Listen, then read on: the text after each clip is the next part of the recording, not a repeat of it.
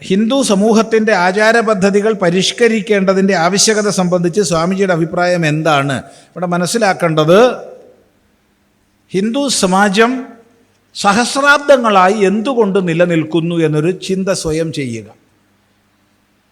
ഈ ചോദ്യം ചോദിച്ചാൽ നമുക്ക് മനസ്സിലാവും, കാലത്തിനനുസരിച്ച് സ്വയം അഭിനവമാകുന്ന ഒരു പ്രക്രിയ നമ്മുടെ വ്യവസ്ഥയ്ക്കുള്ളിലുണ്ട്.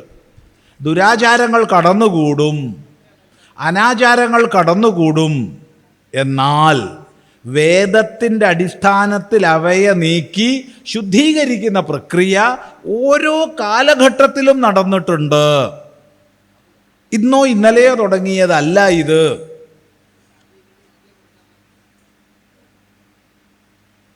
ഭഗവാൻ ഭാഷ്യകാരൻ ശങ്കരാചാര്യസ്വാമികൾ ഛാന്തോഗ്യോപനിഷത്ത് ഭാഷ്യത്തിൽ വ്യക്തമായി പറഞ്ഞിട്ടുണ്ട്, വിദ്വൽ സദസ്സുകൾ ചേർന്ന് സനാതനവും കാലികങ്ങളുമായ വിഷയങ്ങളെ ചിന്തിച്ച് നിർദ്ദേശങ്ങൾ നൽകുന്ന വിഷയം.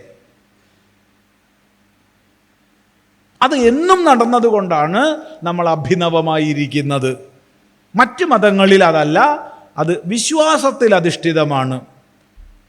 വിശ്വാസത്തെ ചോദ്യം ചെയ്യാൻ പാടില്ല.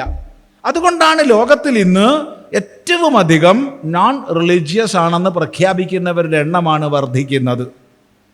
യൂറോപ്പിലും അമേരിക്കയിലും ഓസ്ട്രേലിയയിലൊക്കെ നമ്മൾ പോയി കഴിഞ്ഞാൽ 46, 47, 48% പേര് ഞങ്ങൾ നോൺ റിലീജിയസ് ആണെന്നുള്ള വിഭാഗത്തിലേക്ക് വരികയാണ്.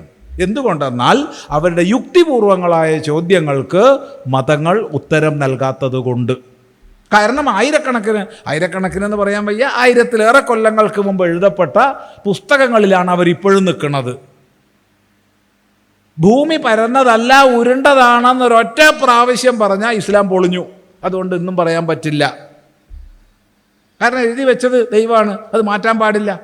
നമുക്കതല്ല, നമുക്ക് ദൈവം എഴുതിയതൊന്നും അല്ല, ഋഷിമാർക്ക് വെളിപ്പെട്ടതാ.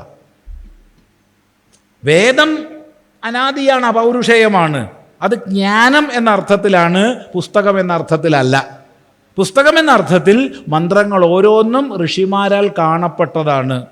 അതുകൊണ്ട് തന്നെ കാലത്തിനനുസരിച്ചുള്ള പരിഷ്കരണങ്ങളെ നമ്മൾ ഉൾക്കൊണ്ടിട്ടുണ്ട്. ശ്രദ്ധിക്കുക. അതുകൊണ്ടാണ്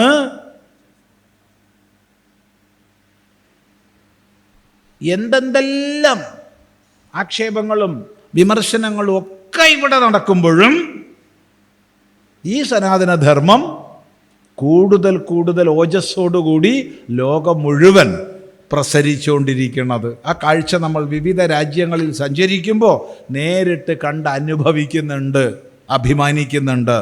ശ്രദ്ധിക്കുക.